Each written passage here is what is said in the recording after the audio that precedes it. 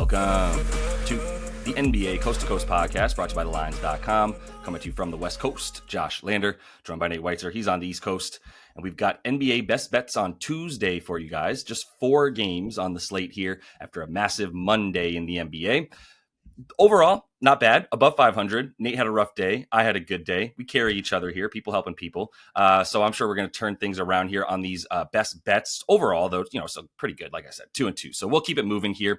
We also have player props up in a separate episode as well with some plays for you guys on the prop side. So definitely make sure to check that out and continue to follow along by subscribing to that channel. Let's go ahead and jump right into your first look here on this 4-gamer, Nate. You're smart. I'm dumb. You're right. I'm wrong. But the only thing we disagreed on. You're very good looking. I'm not so attractive. Thank you. Only thing we really disagreed on was I was thinking like Nuggets game would go under. You had the Nuggets -9, and they scored 150. So goodbye Portland defense, I guess, in certain matchups. But maybe I'm just eating my confidence that this feels like a trap to take the Grizzlies -3.5 in Phoenix. But I don't understand why it's not higher. I don't think books are really factoring in vibes here. Like KD's coming back, and that's certainly going to help the Suns on the court. But like, since when is he a guy who like fires up the team and like leads through vocally and like, really injects life? He's going to go out there and get his 25 to 30 probably. And might that disrupt Booker, who really carried them the last couple games? It might. There's still the whole Bradley Beal thing. I mean, as we know, yes, the report that the Suns locker room, not good. Meanwhile, I mean, Memphis is cooking 10 of their last 12, and they are, excelling on the road in particular. Not the Memphis team that we know that we don't trust on the road anymore. They actually score 126 and are hitting 15 threes at 40% in 2025 on the road. They're now 7-3 ATS as road favorites, covering by 10 a game. They're also 13-3 ATS after a loss. So coming off the loss to OKC on Saturday, 2 full days rest to get ready for this one. And they've been a tough matchup for the Suns lately, right? I mean, because especially what the Suns can't do defensively. But let's look at the other side of the ball first. Is like, Suns take the most corner threes in the league, at least the last 10 games or so. And Memphis, that is one thing they absolutely limit. They guard the mid-range. They allow the mid-range, but they hold you to a lower percentage. But most importantly, it's the threes that the Suns aren't going to be able to get. They've only hit 10 threes at 32% their last 6 matchups against the Grizz. Some of those, they've been able to win lower scoring games. But like I'm saying, Memphis right now is a runaway train on offense. They 244 total. I don't think the Suns are going to be able to keep pace with really just two guns in the arsenal. While the Grizz have all that depth, they also, you look at defensively, the Suns have been routinely out rebounded, gashed in the paint. Not like Durant's going to fix all that. And Memphis, can certainly take advantage on that end and probably just bully their way to a win. Yeah, they should be able to. The thing, Kevin Durant in the media, it's so funny. He had a quote again yesterday, or I guess a couple of days ago now, talking about how the media was talking about the vibes in the Phoenix locker room. It's like, how would you know? You've been in this locker room once a year. Ramona Shelburne's pretty tapped into what's going on in a lot of NBA locker rooms. I would give her a little bit more credit than that, as she reported that there was those problems in the locker room. I'm going to buy it. Everything I'm seeing on the court is still just your turn, mine turn nonsense. When Tyus Jones is a little bit more involved in the offense, there's a guy actually looking for others before himself. That really helps out a lot.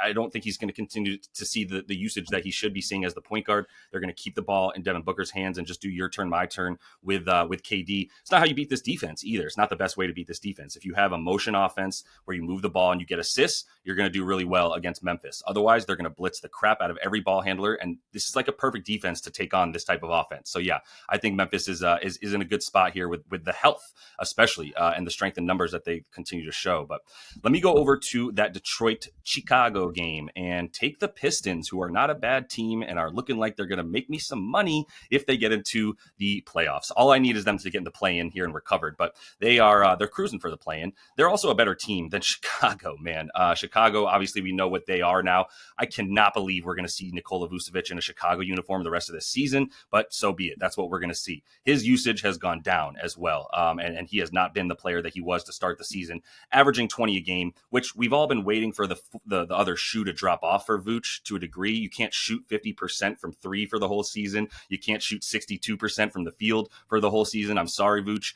It's not going to happen. So that's why he's come a little bit more back down to earth, and the minutes have not quite been there as much in the last couple. We're not going to see Lonzo, so we will see a bit more Ayo Dosunmu and all that. So maybe the transition game for Chicago is still going to be upheld, but they haven't been good enough on defense and transition, and Detroit has been getting out into transition a ton here, especially over the last 10 games where they're in the top 5 in terms of frequency of transition plays that they're getting into, and they're still in the top half of the league in efficiency when they get out onto the break. And a big reason for that is going to be a lot more Oscar Thompson, as we know, and I'll be talking about him in player props again in a game that should be fairly up and down. And I strongly considered the over in this one, but that got pumped up real quick to like an unplayable number as far as I'm concerned at this point. But both these teams are playing a lot faster as well, which is one thing I'm looking at. But most importantly, I mean, this Pistons team has been in the top 10 in net rating in the last 10 games and in the last 5 games. Much better strength of schedule over the last 10. They're actually playing the 10th hardest strength of schedule over the course of the last 10 games. And they've still been doing their thing by not turning the ball over. They're in the top 5 in turnover percentage in that time frame, top 10 in offensive rebound percentage, where the Bulls here are 18th in allowing offensive rebound percentage. They're not getting any turnovers. They're pretty good limiting free throws, but the Pistons have not been relying on that. They actually have a pretty good assist percentage here over the course of their last 5 and 10 games as well, back into the top half of the league in assist percentage, not just relying on Cade Cunningham to do everything as far as facilitating goes. They have been relying on him a lot, which is fine, because I think he's going to have his way once again in this game without much of a resistance here. I suppose we'll see plenty of Ayo Dosunmu on him again, as we saw in the last matchup, but still not worried about that. Most importantly for Detroit is like they can get to the paint, they can get to the rim. And if you can do that against the Bulls, if you do that anyway, when you do it against the Bulls, you're going to get an uptick, as they are dead last in protecting the rim. So yeah, we're probably going to see some Dalen Terry. Like, we're going to see a lot of this sort of like, we're not tanking roster continue to play for Chicago here. They're not trying to win. Still going to see big minutes from Giddey, but I just like Detroit's matchup plenty in this one. 80 paint points last time against the Bulls with an 8 in front of it. That's the only reason. Yeah, the under seems unplayable. Like, I was looking at that in general. It was just like, this Bulls offense is not what it was earlier in the season, and now no Lonzo, along with obviously no Levine. And you're playing the rookies and second year guys so much that I don't think they can score a ton, but I'm not trusting them to stop Detroit down low. So yeah, I hear you on that. I mean, definitely with you. Looking at Duren props as well, and maybe fading some Bulls guys. Like you mentioned, Ayo. Yeah, I did do some research to get his under in there. Eventually bailed off of it because it's just such a low number. But yeah, he's just pretty much going to be out there guarding Cade, and his peripheral stats are really, dive off a cliff. There's like no room for growth in terms of potentials, because he's just out there defending the other guys, the other best player. But Knicks at Pacers, and I know we lean Knicks. The public is leaning Knicks. The number is moving. I'm just going to take some stats though. With Brunson 25, Cat 20, Hart to get 8 rebounds, and that gets you in plus money. I don't trust the Knicks to win this game. I don't trust their defense, especially against the Pacers, the way they've been the worst above the break defense in the league for a long stretch now, right? And that's why they keep getting roasted by the Celtics every time they go out. But you do think they'll bounce back after that loss to the Celtics. Again, another team with 2 days to stew about it. They are 14-3 straight up after a loss. Look at the individual numbers, though. Jalen Brunson, his last 4 after a loss, 39.5 points per game on nearly the same amount of usage. Josh Hart, 11.3 rebounds per game, last 4 after a loss. He also has double-digit boards 9 straight against the Pacers team. You always talk about how Hart, if it's an up and down athletic team, he's going to rack up boards. Cat, last 4 against the Pacers, 28.5 points per game on a 138 rating. Didn't even have high usage, the ones with Minnesota. And both Cat and JB on the road are averaging north of this. They're combining for about 60% of the Knicks' usage in road games. So SGP sometimes seems scary, but when these two guys are just launching as many shots as they can, I mean, OG Anunoby likely still out here. And so, I mean, you got, Mikal and Josh Hart, two very low usage guys alongside them. The shots are very top heavy for the Knicks. I mean, even in that the bounce back game for the Pacers after they got smacked in the first meeting this year, Cat and JB both went for 30, and the Knicks outscored them 64-38 in the paint. And we might not have Miles Turner tonight, so I don't know how the Pacers would protect the paint if that's the case. But yeah, and then Brunson. Are you worried about him keeping the scoring up against the Pacers? Nembhard is his son. Nesmith is too overly aggressive. He uses that against him every time. And that has resulted in 31 points per game his last 14, including the playoffs, including 7 games where he had no one around him to threaten the defense. And he still roasted this Pacers defense. Yeah. Yeah, nothing to add there. I do think there's going to be plenty of offense in this game again. Not sure if Miles is going to play or not. Really hoping he doesn't, and we can just attack some OB top and props, and we can just say this game's going to be played at a very fast pace without much rim protection and a ton of threes being taken on both sides, especially on Indy's side right now. Since they've sort of gotten Nesmith back and Nembhard has been healthy for the last 10 or so, they're definitely working that in to out game a little bit more. And Obi would be a guy to be looking at in this one. We don't have props yet because he's so correlated with what happens with Miles Turner, whether he plays or not. But I'll be eyeing some Obi stuff. Might be able to get some real good value on Obi if Miles does play. Even if he doesn't, I think he's going to be a really good look in this one, which I can talk about later. But to close this one out, I actually am going to go over to Philly Toronto, a game that we both were just kind of like, I don't want to talk about that game. So I got in late to this to my notes, so I have to talk about Philly Toronto. I am the one with the short straw here.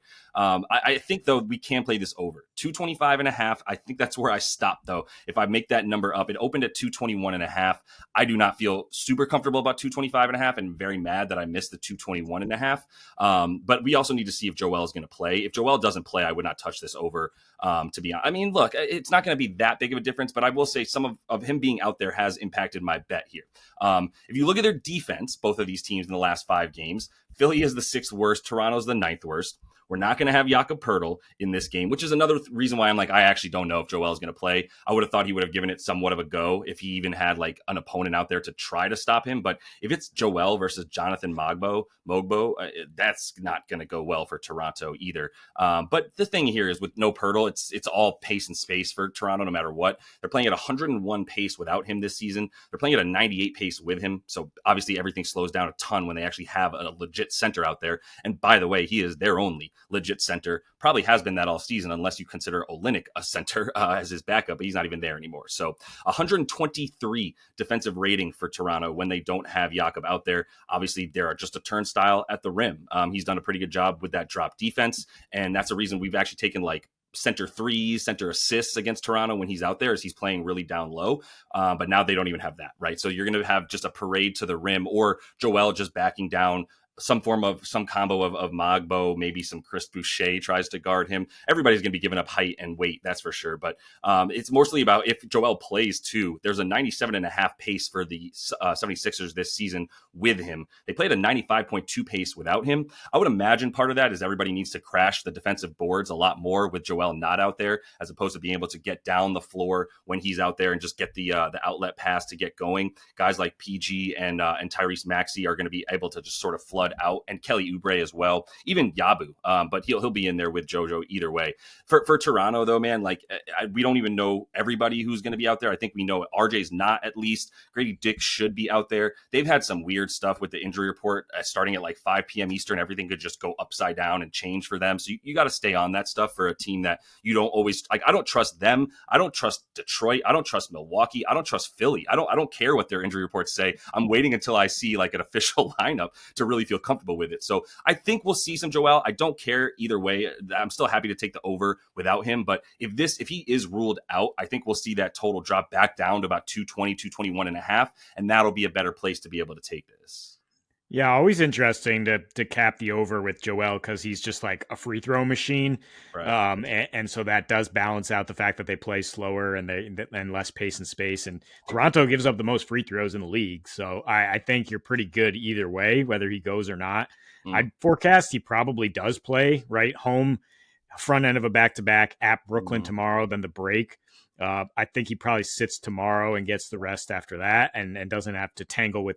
Doesn't him and Claxton have some sort of beef? At least Claxton does pretty well against him, so Right. like maybe he's ducking that matchup because we know Embiid does that. Yeah. Yeah. I love Claxton is a chip on his shoulder guy. When he goes up against the best offensive players in the league, he's like down to clown for sure. So, yeah, I think it's better to just stay off the floor against weird Brooklyn, play against a big guy like Jonathan Mogbo who can at least bang and isn't going to run around you and worry about you falling over and tripping, right? Which is always a worry with Joel Embiid. So that is all the time we have for you, though, in Best Bets. Also got player props up for you where we have 4 looks for you guys today. So make sure to check that out. Continue to follow along and subscribe to that page. And until we see you next, happy betting.